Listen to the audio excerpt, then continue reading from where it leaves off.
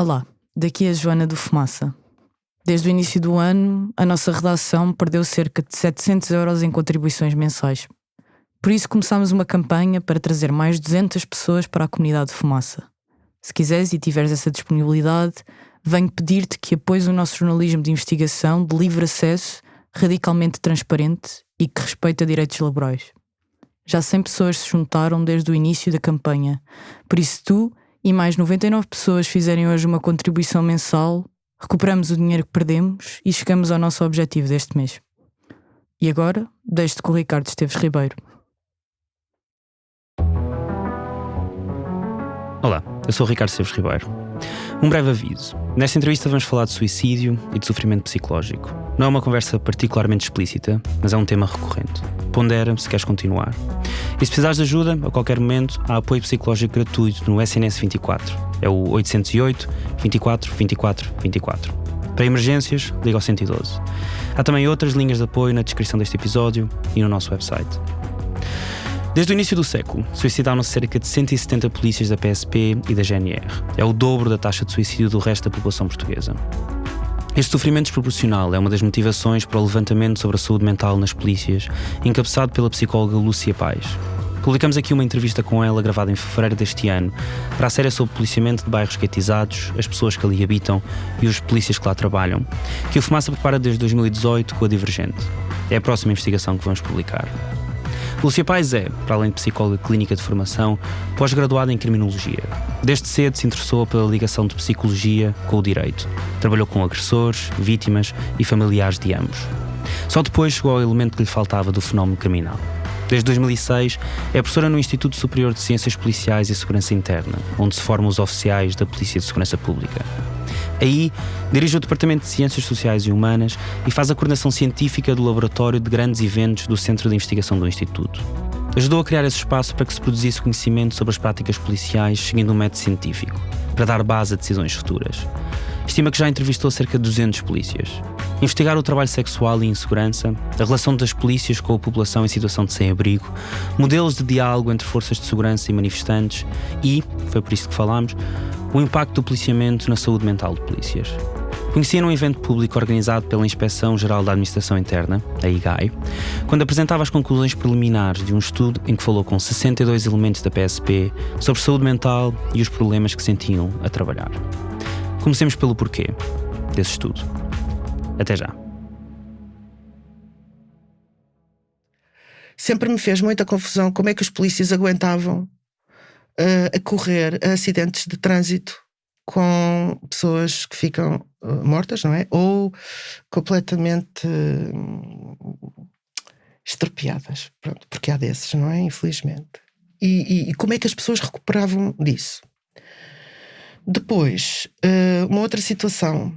Portanto, isto foram os fatores desencadeadores, não é? Uma outra situação. Eu comecei a dar aulas no Instituto de Ciências Policiais em 2006 e mais ou menos 3 semanas depois da minha estreia, digamos assim, houve um suicídio de um ex-aluno de lá. Portanto, ele tinha acabado de sair como subcomissário e aconteceu esse suicídio. E eu fiquei impressionada com o impacto que aquilo teve neles todos, porque eles conheciam-no, obviamente, não é? Portanto, a cadeira que eu dava era no 4º ano e esse subcomissário tinha saído para aí há 3 ou 4 meses do Instituto. Portanto, eles conheciam-se. E eu nesse dia, portanto, percebi o que é que estava a acontecer e eu nesse dia pensei, não, eu não vou dar matéria nenhuma, isto não interessa para nada, interessa se calhar é ouvi-los falar sobre o assunto. E foi isso que eu fiz. E fiquei muito tocada, não é? Porque realmente aquilo foi muito violento para eles todos. E depois, também uma outra ideia, um outro fator tem a ver com isto. Toda a gente conota a polícia e o trabalho policial de alguma maneira negativo, não é? E repressivo, tudo isso. Mas, na verdade, quando nós temos um problema, chamamos pela polícia, não é? Ou em muitas situações é isso que acontece. E, portanto, tudo isto conjugado, eu pensei, como é que estas pessoas aguentam, não é? Uma vida inteira com esta pressão. E a ter que dar resposta em situações de extrema violência, muitas vezes, e de uma miséria humana imensa, não é? Como é que se aguenta isto? Porque eu própria, há muitos anos atrás, eu trabalhei como técnica superior de reinserção social e, portanto, fazia muito serviço externo na zona no distrito de Aveiro. E, portanto, aquilo engloba quer cidade, propriamente dita, não é? Portanto, ambiente urbano e ambiente rural. E eu deparei-me com situações que não sabia que existiam. Isto foi há muito tempo atrás, foi há umas décadas valentes atrás. E elas hoje estão absolutamente presentes na minha memória. Aliás, eu utilizo muitos exemplos da minha vida profissional de então nas aulas que dou, porque, como eu estava a dizer há bocado, a realidade impõe-se, não é? E por mais livros que as pessoas leiam, há coisas que não estão lá de todo. Bom, então como é que as pessoas vivem com isto? Como é que se vive uma vida inteira com isto? E depois comecei a perceber-me que há muita doença física, há muitas situações de doença física, há muito silêncio relativamente a algum mal-estar psicológico, e depois há muito suicídio. Quer dizer, há situações de suicídio, infelizmente com alguma frequência. Pronto, e foi isto que me levou a chegar a este trabalho. O que é que nós fizemos? Mais uma vez, em vez de... sem desprimor para essas abordagens, mas aquilo que nós fizemos foi, ao invés de aplicar muitas escalas e muitos questionários, muitos inquéritos por questionário, que de alguma maneira restringem as respostas dos participantes, nós fomos precisamente usar tempo, gastar tempo a ouvi-los. Para já, porque, bom, isto tem a ver também com a minha formação em psicologia clínica, não é? Pronto. Isto por um lado. Depois, mais um outro fator desencadeador. Na sala de simulação, lá do laboratório de grandes eventos, quando nós estávamos a fazer o acolhimento dos polícias para participarem naquela investigação sobre tomada de decisão em trânsito, normalmente as pessoas que apareciam ficavam curiosas quanto ao que nós estávamos a fazer, mostrando-se agradadas quanto à curiosidade que nós tínhamos sobre o que eles estavam a fazer também. Esta curiosidade mútua levava às vezes a conversas super interessantes, muito ricas em termos de conteúdo, e eu pensei, isto eu estou a ganhar imenso, não é? Mas ao mesmo tempo este material, isto devia ser agarrado e devia ser trabalhado. E eu lembro-me de uma pessoa que trabalhava na ponte sobre o Tejo e que me falou de algumas situações em que teve que intervir. A ponte sobre o Tejo é muito utilizada, ou é utilizada para pessoas que se querem suicidar, não é? E portanto o impacto que aquilo tem, a maneira como eles procuram resolver as situações, o que fica de tudo isso, eu pensei, não, eu um dia tenho que ir por esta via, porque eu acho que é importante. E de facto foi isso que nós fizemos, pronto, para abreviar a conversa. E quanto tempo é que eram essas, ou melhor, vocês depois começaram a fazer essas tais entrevistas, sim, não é? Quanto tempo é que demorava uma entrevista? Sempre à volta de 1 hora. Okay. Sem esforço algum, sempre à volta de 1 hora. Porque para já nós temos que garantir sempre, e isso é uma das regras de ouro, é garantir o anonimato de quem participa nestas entrevistas. Portanto, nós caracterizamos os participantes em bloco, não é? Mas tratamos os dados em conjunto. Portanto, isso traz alguma tranquilidade, obviamente, a quem vem falar connosco. Eu próprio sinto a mesma coisa, aliás, porque, como sabe, polícias não podem dar entrevistas sem autorização da hierarquia e, portanto, só dirigentes sindicais é que têm falado comigo dando o nome, etc. E, portanto, todos os outros mais de 20 ou 30 que eu entrevistei, todos eles foram anonimamente, e eu senti também, enquanto eu estava a entrevistar, que não só as pessoas estavam mais à vontade para falarem de tudo aquilo que lhes apetecesse falar, porque sabiam que, bem, estavam a falar anonimamente, como também, na verdade, me parece agora, olhando para trás, que foi um erro a PSP não ter aceito que eles falassem, porque também estão muito mais à vontade para criticar a própria instituição e a própria hierarquia. Pois. Mas eu queria perguntar-lhe se a razão porque era anonimato era porque, bem, na academia se faz assim, ou era também porque para eles poderem falar consigo teriam de ter autorização da hierarquia? Não, nós temos sempre que pedir autorização para fazer avançar os trabalhos. Autorização à PSP? Sim, mas isso faz parte, pronto, quer dizer, e também faz algum sentido, não é? Nós não, eu costumo brincar, não sei se isto vai fazer sentido aqui ou não, mas eu costumo brincar, quer dizer, não interessa estudar o efeito do problema do furúnculo na unha, do dedo do pé dentro da bota, quer dizer, há coisas que não têm grande sentido, não é? E portanto, quer dizer, se calhar se houver alguém que queira fazer esse tipo de estudo, vai perguntar e é-lhe respondido um não redondo, o que para mim faz todo o sentido, pronto. Depois, também faz algum sentido que queiram saber o que se passa dentro de portas, certo? Mas também pode ser utilizado esse mecanismo como forma de não se estudar coisas que eram importantes estudar. Não tem acontecido, vou-lhe dizer, eu não tenho nada dessa experiência. Eu não tenho essa experiência. Mas de facto, para mim é ponto assente e eu aprendi assim.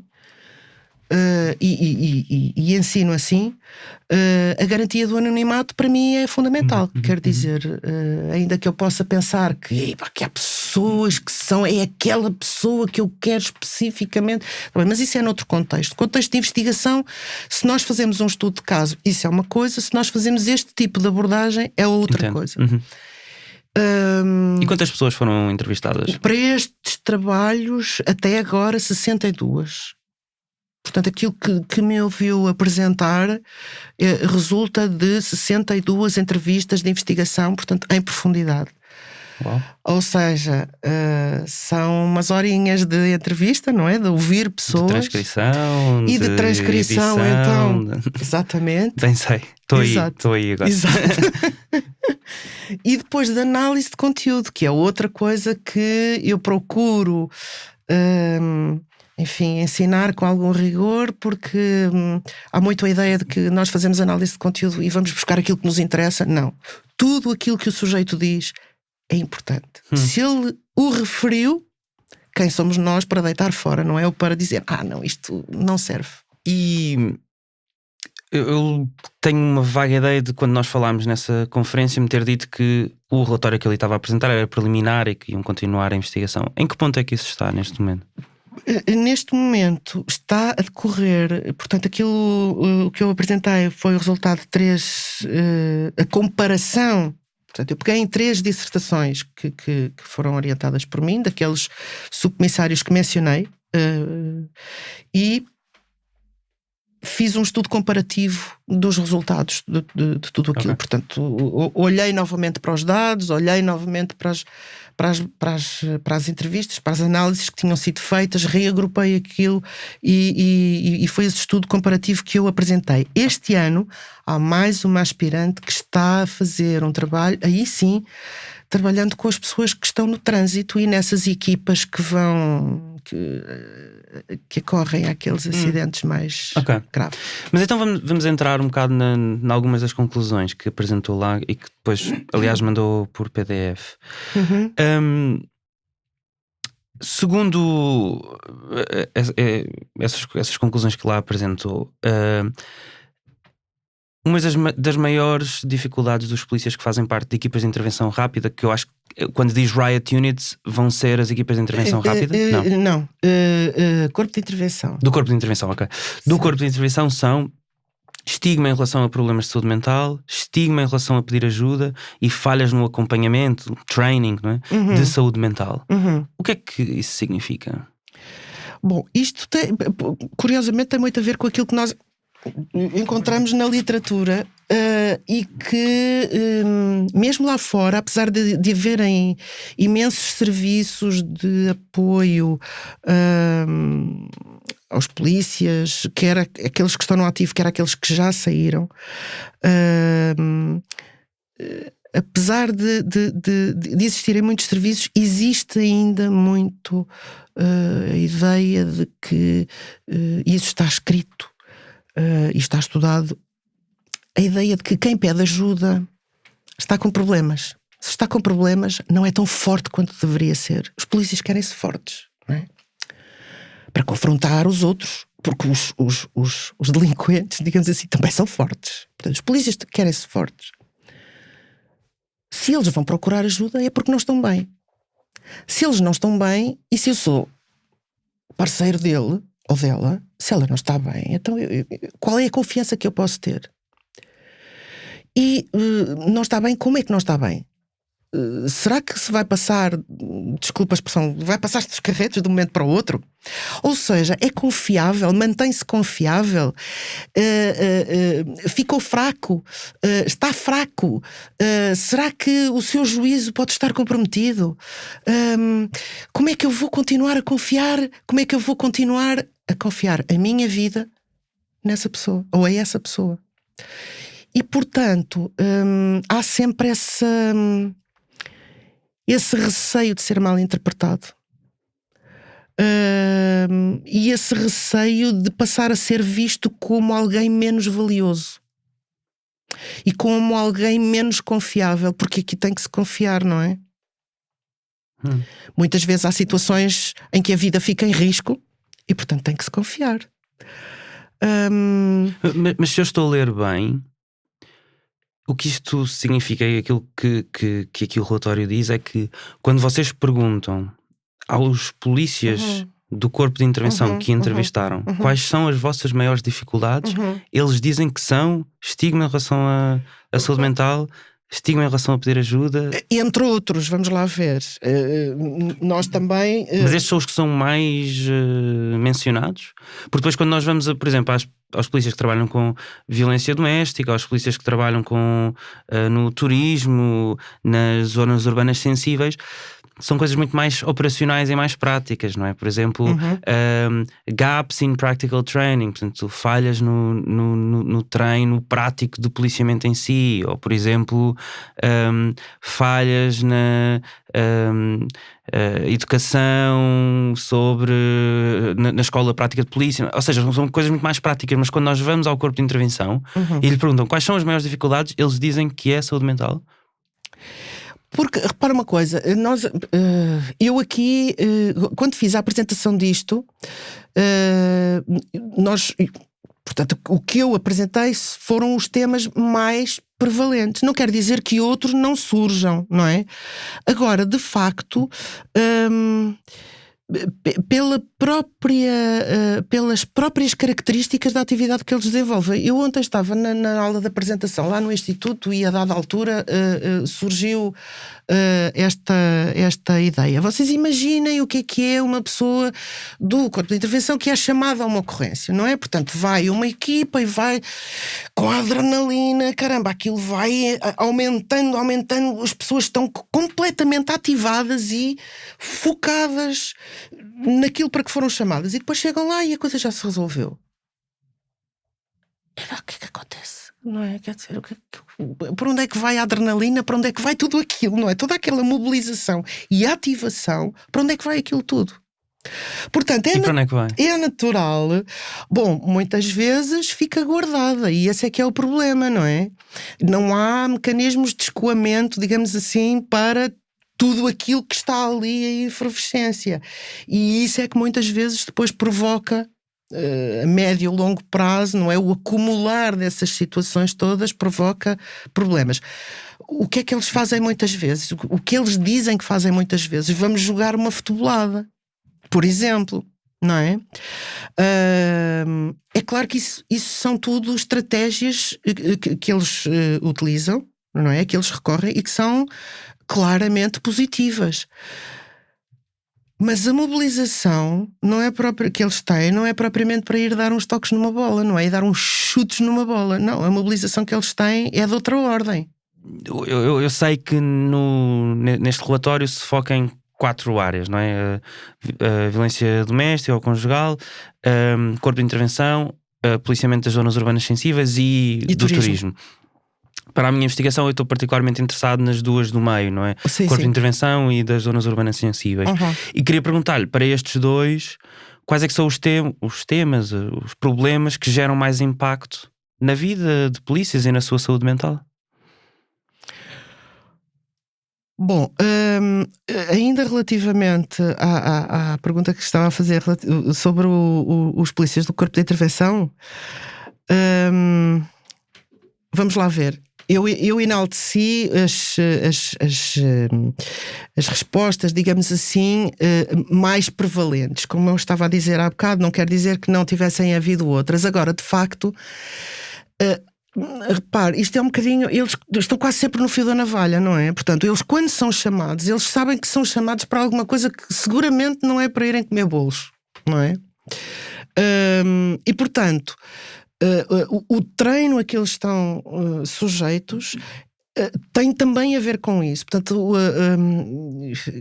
o que eu vou dizer agora se calhar pode ser um bocadinho delicado, mas vamos lá ver, não quer dizer que os outros não tenham uma exigência elevada nas suas demandas, não é? Mas no caso dos polícias do corpo de intervenção, eles são chamados para aquilo. Pronto. E portanto são chamados para algo que correu pior do que usualmente. Mal. Pronto, utilizando os termos, correu mal. E muito provavelmente vai continuar, quer dizer, se calhar não vai correr muito melhor, mas a situação precisa de ser resolvida. Relativamente aos polícias das chamadas zonas urbanas sensíveis, não é?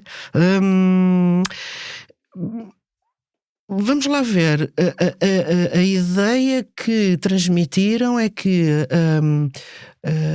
eles, quando estão no terreno ou quando vão a correr a determinadas certas situações, o foco da atenção, o exercício dessa função psíquica, ela tem que ser apuradíssima.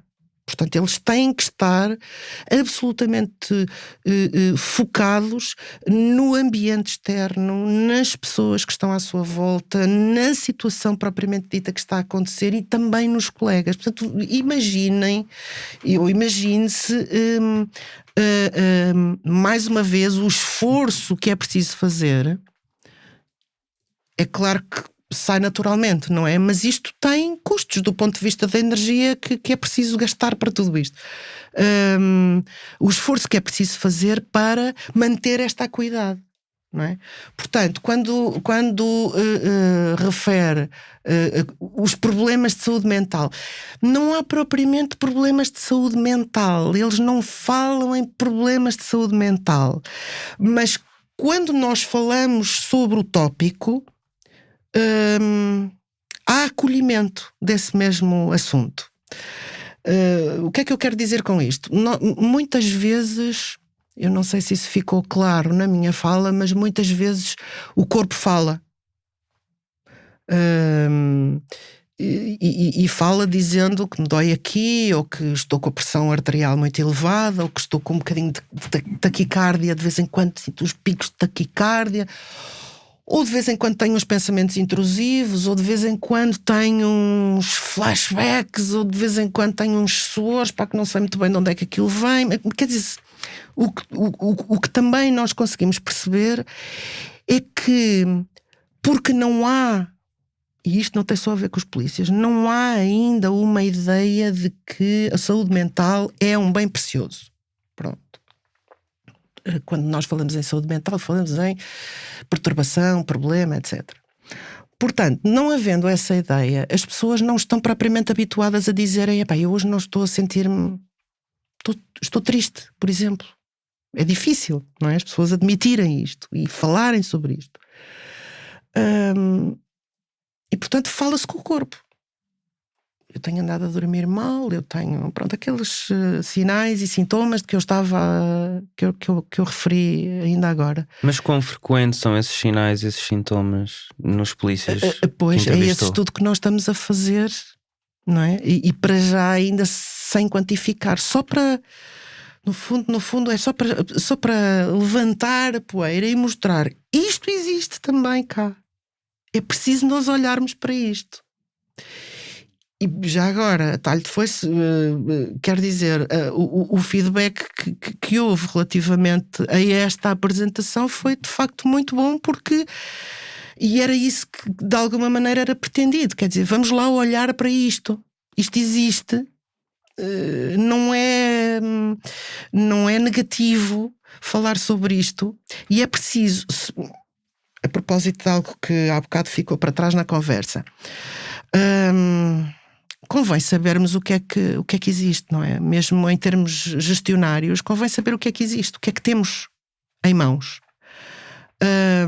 Uma das coisas também que a literatura sugere é que uma liderança, por exemplo, centrada nas questões da saúde e da saúde psicológica, tem mais-valias imensas, que é uma coisa surpreendente, não é? Portanto, ou talvez não, se nós pensarmos que o interesse genuíno pelo outro, a preocupação com o bem-estar do outro, nos faz sentir bem, então porquê é que nós não exercemos, não é? Os polícias têm que ser fortes, está bem, mas os polícias têm que ser fortes, mas também gostam de ser bem tratados. Quando há bocado estava a falar relativamente ao treino e relativamente às chefias, tem um pouco a ver com isto, não é? E isto é uma coisa que eu tento passar aos estudantes,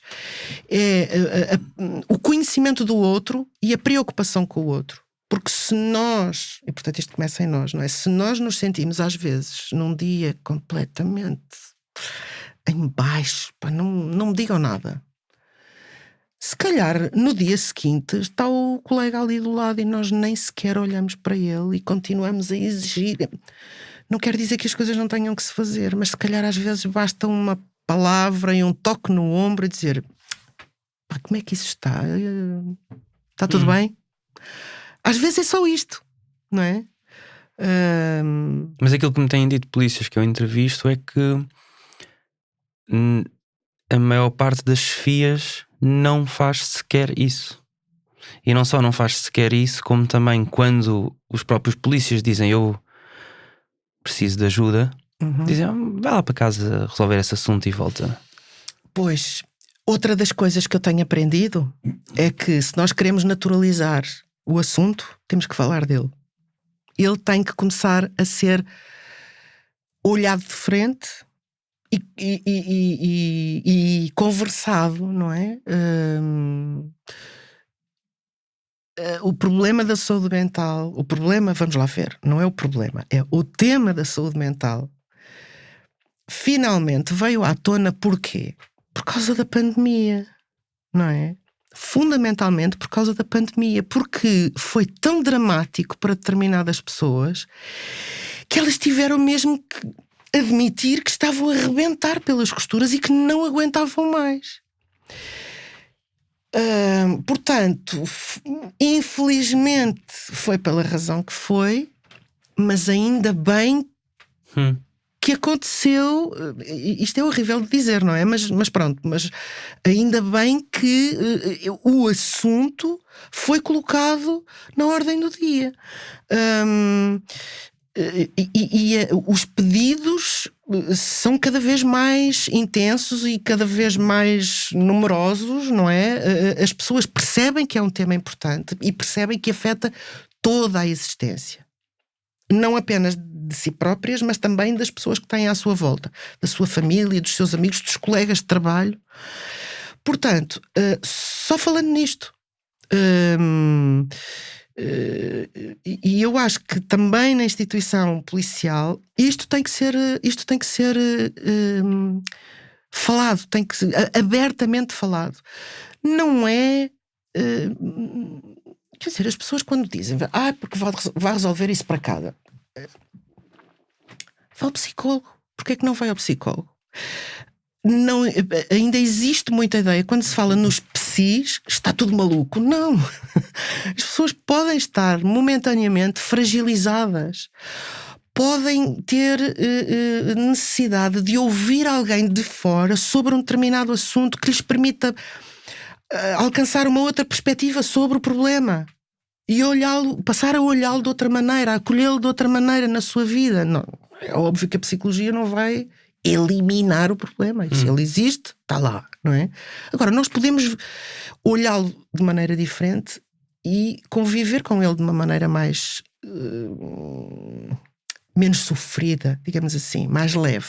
Mas quantos polícias da PSP conhece que têm acompanhamento psicológico? Quer dizer, não sei quantos, mas existem pedidos, não é? Quer dizer, há pessoas que são acompanhadas fora da PSP? Claro. Porquê, claro? Precisamente por causa do estigma que existe e por causa do receio que existe de ser olhado como menos valioso, menos confiável, mais fraco. Portanto, os polícias têm que sair da PSP, pagar do seu próprio bolso. Vamos lá ver, não têm que, mas isso acontece. É que a maior parte dos polícias que eu entrevistei, a quem perguntei quantas consultas, sessões de terapia tiveram com psicólogos na vida inteira profissional na polícia, dizem 0. Pois. Não sei o que lhe diga. Portanto, não há consultas de rotina. Dentro não, mas eu volto a dizer, se calhar não fui clara. Precisa de tornar-se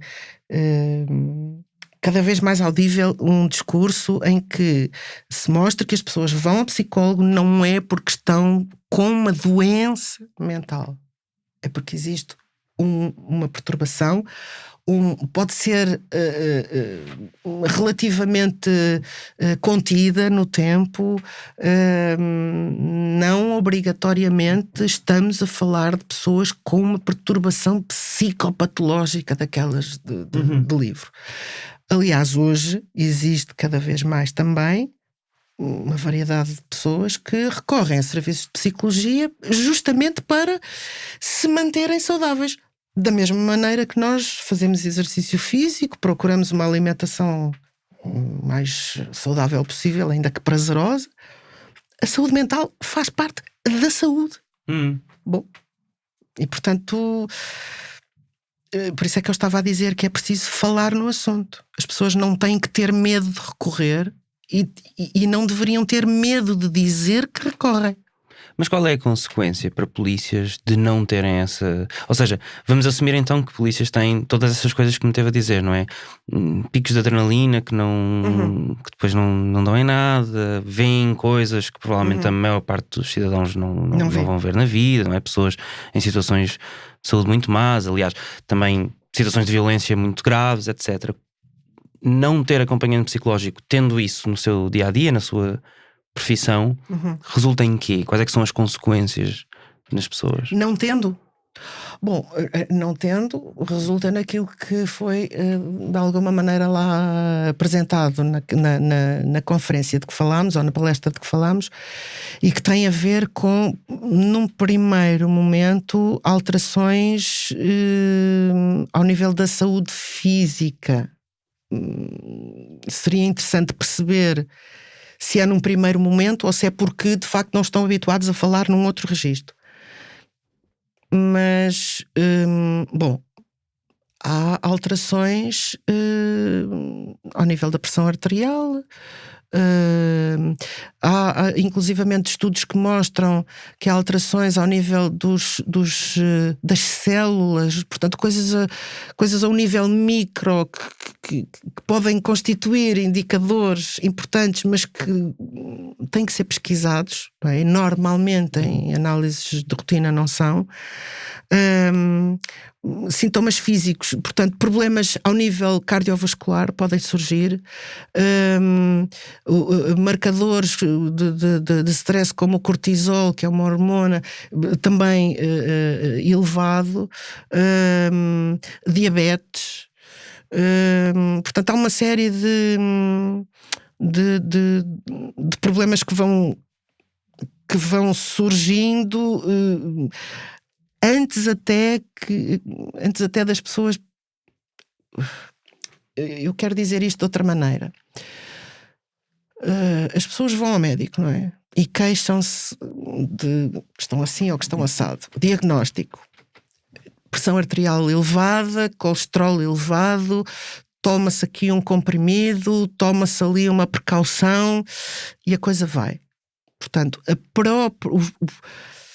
eu não posso dizer isto assim, ou não devo dizer isto assim, mas muitas vezes a própria medicina não procura ver, não é, as razões que podem estar verdadeiramente na base para aquilo estar a acontecer. Porquê? Porque já está a aproximar-se dos 50 anos, já começa a ser um bocadinho complicado, depois o trabalho por turnos, com os ritmos circadianos alterados, portanto é comum, é costume, faz parte. Ok, mas faz parte, mas nós podemos olhar isto de outra maneira e intervir de outra maneira e fazer prevenção disto. Se podemos, se calhar era bom. Porque há um relatório que foi agora produzido pela Ordem dos Psicólogos Portugueses a propósito dos custos, não é? Da não procura dos serviços de saúde mental, em que há uma perda de produtividade estimada em 5,3 milhões de euros. E, portanto, se calhar... 5,3 mil milhões. Exatamente, 1.000 milhões. 1000 vezes mais. Eu esqueço-me sempre dos 1.000 milhões, mas é isso mesmo. Mas quer dizer, se calhar faz sentido nós fazermos prevenção disto, não é? E se calhar faz sentido nós disponibilizarmos serviços de acompanhamento. Não quer dizer que as pessoas depois não continuem a recorrer ao exterior, não é? Mas só o saberem que existe e que há disponibilidade e que há abertura isso pode mudar tudo, não é?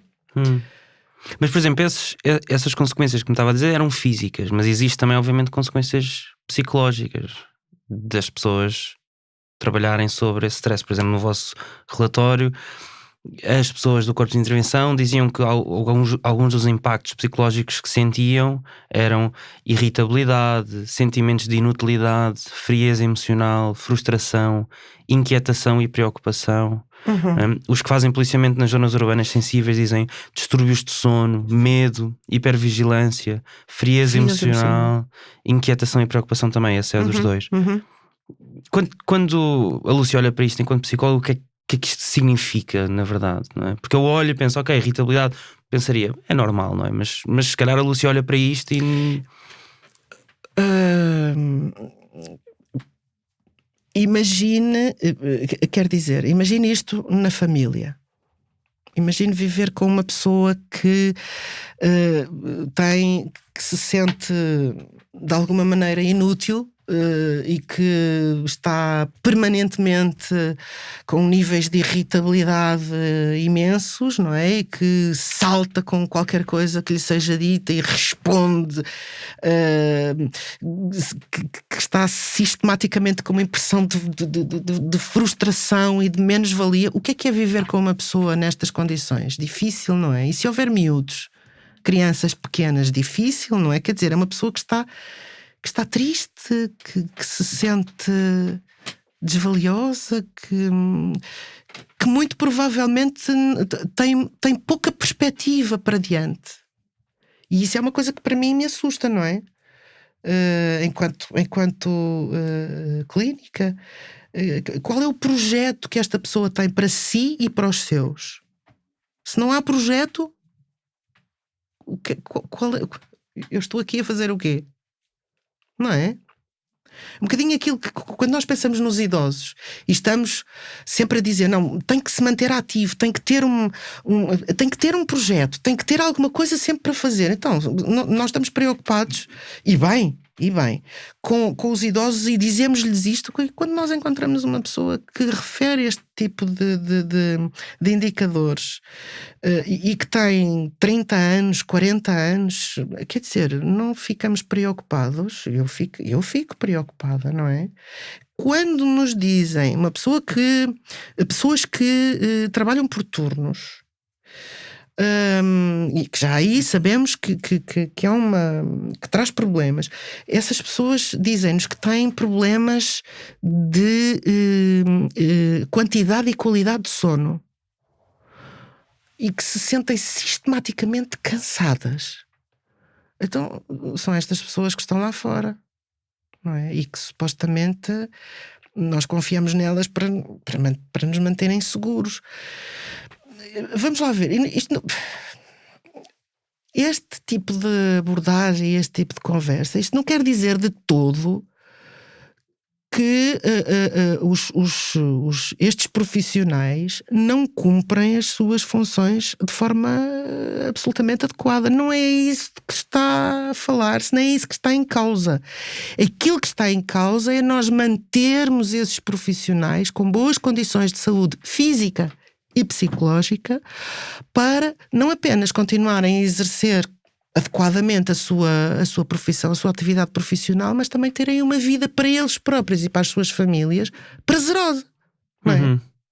E eu acho que esse é que é o objetivo. Mas também, por outro lado, também não pode querer dizer que estas pessoas estão mais suscetíveis a fazer a sua profissão de uma maneira que não é de acordo com a maneira como devem fazê-la legalmente. Poder pode, mas acho que... Alguém com estas características, como dizia há pouco, que a qualquer coisa se passa, Sim. não está mais suscetível a praticar violência extra-legal, não saber gerir situações de stress. Por isso é que se calhar, e agora então procurando começar a fechar pontas, por isso é que se calhar alguns dos polícias entrevistados dizem que precisam de ter formação na área da saúde mental.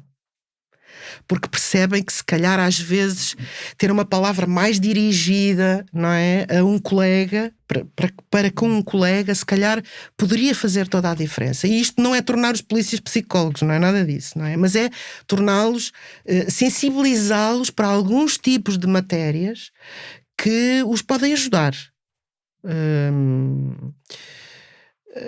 Na literatura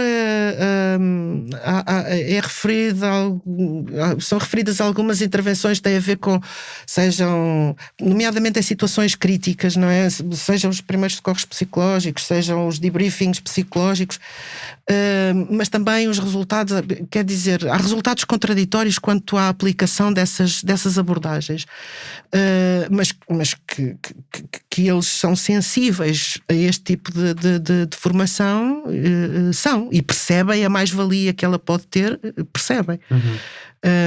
De resto, eu penso que poderiam existir ações, formações muito dirigidas, curtinhas, não é?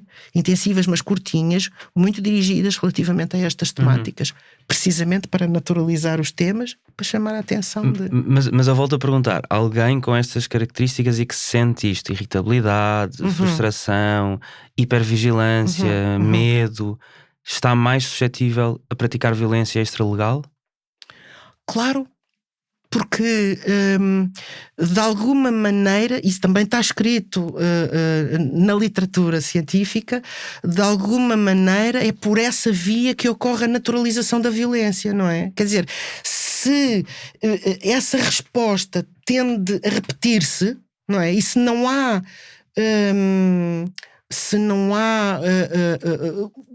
há consequências outras relativamente a esse estilo de resposta, ele vai se instalando e atravessa todos os domínios da vida da pessoa, não é?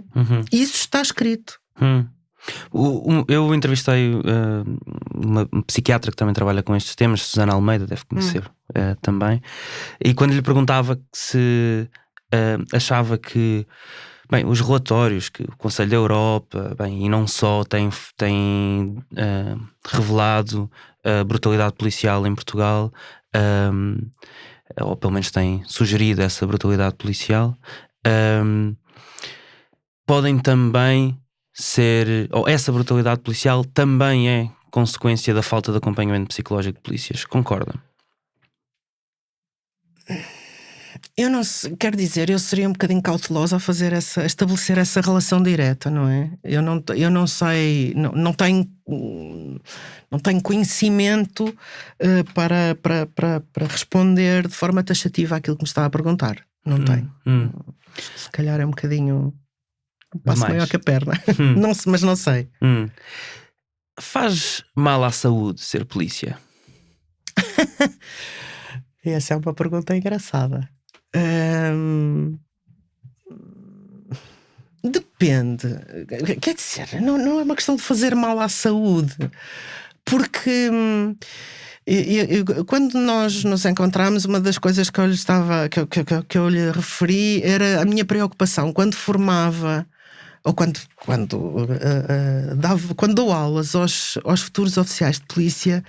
Uma preocupação que eu tenho é precisamente falar no desenvolvimento psicossocial e na atenção que eles e elas devem ter para consigo próprias, não é? Portanto, um autocuidado, como hoje se designa. Aquilo que eu procuro evidenciar é a importância de manter interesses diversificados, uma rede de contactos, quer para supervisionar e para, não é supervisionar, para trocar experiências e de alguma maneira ter uma noção daquilo que o próprio está a fazer, portanto, poder criticamente olhar para o seu próprio desempenho, mas também uma rede de pessoas, de amigos, família, mas fora, dentro da polícia, de ilusão, não é? Mas uma rede de pessoas e de amigos fora da organização policial, para que possam fazer outras coisas, ter outros horizontes. Eu às vezes brinco com os meus estudantes: vocês têm telemóveis super, ultra, mega caros, que horror. Não comprem tão caros, lá chegarão e poupem essas centenas de euros e vão fazer uma viagem, fim de semana, vão ver outras realidades, conhecer outras pessoas, outras maneiras de estar, outras maneiras das pessoas se ligarem umas com as outras, de falarem umas com as outras, de rirem, de chorarem, porque tudo isso nos faz, não é? Tudo isso nos constrói. E a minha modesta opinião é que quanto mais diversificadas forem as experiências que as pessoas têm, mais recursos elas depois poderão mobilizar quando sentirem necessidade deles. Portanto, se ser polícia faz mal, não é propriamente fazer mal, mas é preciso ter algumas qualidades particulares, não é? Não é para exercer as funções meramente, não é? Mas é para ser. E para continuar a ser. E para depois de deixar de ser, permanecer num com certo equilíbrio. Porquê? Porque se tem outros horizontes e mantém-se outros objetivos. Não sei se respondi, mas pode. Acho que sim, acho que quando estava a dizer para o ser e continuar a ser, lembrei-me de um tema que eu acho que aparece, eu posso estar a exagerar, mas acho que apareceu em todas as entrevistas que eu falei, que é o estar longe de casa. Sim. Isso que para muitos pode acontecer durante 10 anos, 20 anos, não é? Dependendo do sítio para onde querem ir, quando entraram também, se entrarem agora, então isso tem impacto também? Tem. Essa foi uma das primeiras coisas para as quais me chamaram a atenção quando eu comecei a trabalhar com estes profissionais, e de facto tem impacto, sim.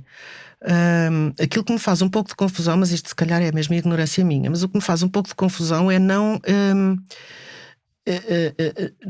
elucidarem as pessoas logo à partida de que é isso que vai acontecer, não é? Acho que os polícias não sabem quando vão para a escola prática. Não percebi, está-me a perguntar? Sim. Se acha que não têm noção que vão ficar 10 ou 20 anos? Pois não sei, neste momento se calhar já têm, porque a história é essa, não é? Mas faz-me um pouco de confusão depois que haja uma espécie de desamparo relativamente a essas pessoas. Grande. Isso faz-me um pouco de confusão. e faz-me muita confusão depois a possibilidade que eles usam, obviamente, de trabalharem o mais possível de forma intensiva, não é? Para depois poderem juntar folgas e ir à terra, não é? E ficar mais tempo com a família. Mas mais uma vez, quais são os objetivos que estas pessoas têm, não é? Quer dizer, estas pessoas ingressam nestas funções. Quais são os objetivos a curto, médio e longo prazo? O que é que querem para si e o que é que querem para os seus? Não, a mulher está lá em cima. A mulher está lá em cima. Isto aqui é a minha vida. A mulher está lá em cima com os filhos. Isto significa exatamente o quê? Isso é mais uma das perguntas que eu tenho e que gostava de perceber melhor o que está a acontecer. Porque, na verdade, a mim faz-me confusão. Então eu estou longe dos meus. Eu não trago os meus para junto de mim. Lisboa é difícil. Pois, mas então, quais são os meus objetivos, verdadeiramente? O que é que eu pretendo para a minha vida e para a minha família? Não entendo. Também por isso depois há muitas situações de separação, divórcio, etc, etc. Porque é demasiado tempo. Claro. São vidas, é exatamente isso. Não, a mulher está lá em cima, a família está lá em cima. É como se houvessem duas vidas completamente separadas. E a pessoa é a mesma, não é? Essa cisão não é propriamente vantajosa, não é? Eu há pouco tempo entrevistei um polícia, sentou exatamente aí nessa cadeira, que vive...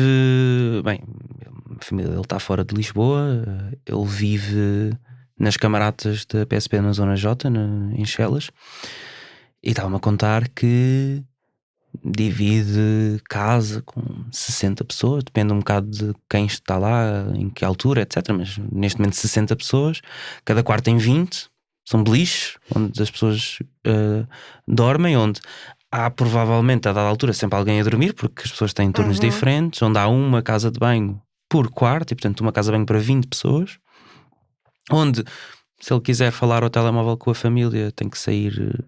Muitas vezes tem que ir para a rua, não vai estar ali a acordar as outras pessoas. E pronto, sem privacidade, etc. Há uma cozinha para toda a gente. Pois, a questão da privacidade é fundamental, não é? A questão da intimidade. Quer dizer, onde é que fica a intimidade? Não fica. Também não é fundamental, não é absolutamente constituinte de nós todos. Claro que é. Mas hoje também cada vez menos se dá relevo a essa intimidade, não é? Antes pelo contrário, infelizmente, na minha perspectiva, mas é claro que é um problema. Com quem é que eu vou falar sobre as minhas coisas? Com quem é que eu posso partilhar as minhas coisas? Eu, afinal de contas, estou a partilhar tudo com toda a gente, mas o que é isso tudo? É mesmo aquela ideia, onde é que está aquela pessoa? Primeiro, quem é aquela pessoa? E depois, onde é que ficou aquela pessoa? Anda ali um bocadinho pairando na camarata, pairando no serviço. Quando é preciso responder, responde, mas o eu do sujeito, não é? O eu que tem uma farda vestida. Onde é que ele está? Quem é que ele é? Onde é que ele está? Por onde é que ele anda? Isso faz-me... mexe um bocado comigo, mas pronto. Mas eu acho que isto também tem a ver um pouco com o defeito o defeito que não é defeito. Defeito de fabrico não é defeito de fabrico que eu quero dizer. Agora, feitio. Não é defeito, é feitio. Tem a ver com a minha formação. De formação profissional, era aquilo que eu estava a dizer. A procura do sujeito, não é? E das qualidades do sujeito... Eu acho que é aí que se tem que investir. E, portanto, olhar o outro, a preocupação com o outro é fundamental. Desde 2000, mais de 150 polícias da PSP e da GNR suicidaram-se. Uma taxa de suicídio muitíssimo maior quando comparado com a média da população portuguesa. Como é que isto se explica?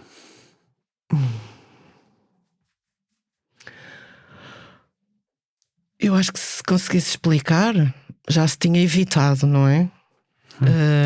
E este é um problema que não é só português. E por isso é que lá fora existe tanta preocupação com esta situação e tantos organismos, digamos assim, dedicados especificamente a este assunto. Qual foi a pergunta mesmo? Como é que se evita? Como é que se explica? Como é que se explica? Bom, eu acho que tem precisamente a ver com as exigências da profissão e com esta... Como é que eu posso dizer isto? Se nós olharmos para a história, nós vemos que o polícia sempre foi de alguma maneira um gestor, não é? Um gestor de todos os objetos urbanos que nós podemos encontrar e que nós podemos delimitar. Mas para isto é preciso, de facto, quer aptidões especiais, quer formação especial. E depois, as exigências que nós temos hoje são tão grandes e tão diversificadas que eu acho que realmente que é fundamental que haja uma espécie de um acompanhamento sistemático. É mesmo o que eu estava a dizer há bocado, é o cuidado com o outro, a preocupação com o outro. Eu não sei responder de outra maneira, porque de facto, quer cá, quer fora, esse é um problema maior. Lembra-se como é que eu comecei a palestra na IGAI, não é? Foi com uma notícia que encontrei no LinkedIn do início de setembro, relativamente a um sujeito de Leicestershire de 55 anos, salvo erro, que se tinha suicidado 15 dias depois de sair do ativo. Portanto, isto é um problema que não é apenas português. Não sei se alguma vez haverá solução para ele. Eu agora estou a embrulhar-me toda, portanto gostaria que isto pudesse ser. Também estamos mesmo a terminar. Porque, quer dizer, eu não tenho resposta para isso, não tenho mesmo. Estamos mesmo a terminar. Imagina um mundo sem polícia.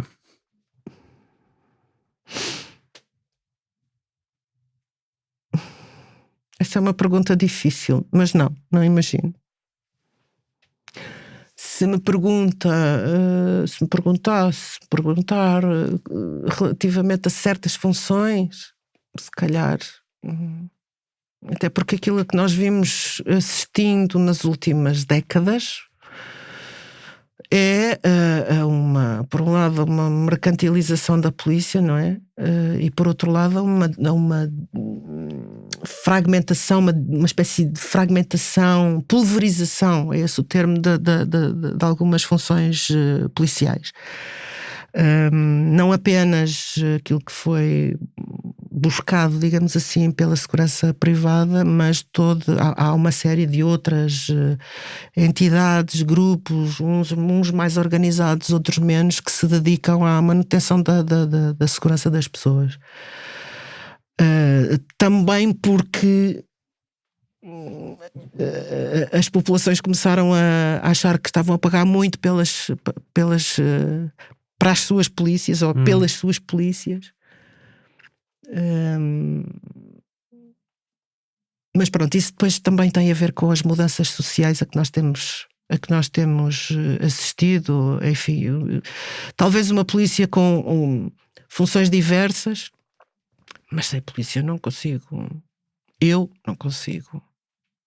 Acho que já não podemos voltar atrás, porque não há polícia assim há tanto tempo, não é?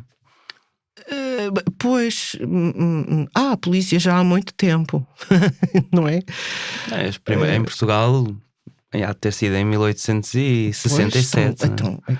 Bem, o ser humano tem pelo menos 40 mil anos, não é? Pois, mas eu não estava a falar da força. Por isso é que eu estava a dizer, se nós formos à história, eu não estava a falar propriamente e só do corpo uniformizado de polícias instituído nessa altura, exatamente. Não.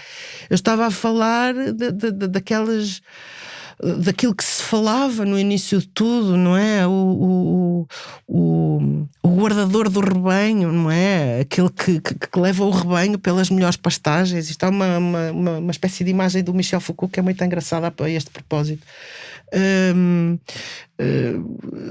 A gestão, não é? O levar as pessoas pelo caminho onde se calhar se sentirá melhor, onde haverá mais recursos, porque na verdade a polícia era a administração das cidades, não é? Era a arte de governar, mais uma vez parafraseando o Michel Foucault, é a arte de governar e dirigia-se a tudo, desde a questão da salubridade até à questão dos mercados, até à questão das tabernas e de quem entrava e saía da cidade, portanto os fluxos de pessoas.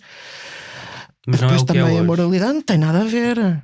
Não tem nada a ver. Policiar era tornar urbano, não é? Era tornar urbano aqui no sentido de também tornar mais civilizado, mais polido, mais cortês.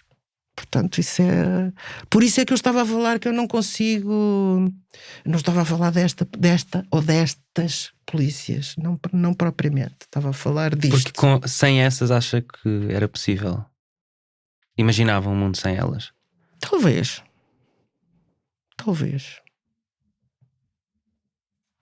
Mas isto há sempre o perigo, não é? Pensando no Orwell e no Huxley, não é? Nós, não sei se nos caminhos que estamos a trilhar hoje se realmente seria possível voltar atrás. Acho que as pessoas se deixam muito facilmente observar, aliás, oferecem-se à observação, não é? Oferecem-se ao controlo pelos outros, por todos. Toda a gente pode controlar, toda a gente isso. Portanto, eu acho que estamos justamente no caminho contrário, não é?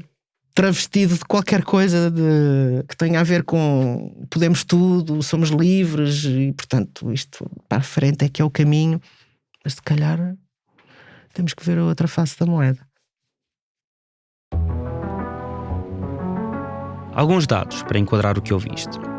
Na resposta ao nosso e-mail sobre este tema, a Polícia de Segurança Pública diz-nos que emprega 27 psicólogos a tempo inteiro, para fazer as reavaliações psicológicas obrigatórias e também para prestar apoio aos funcionários.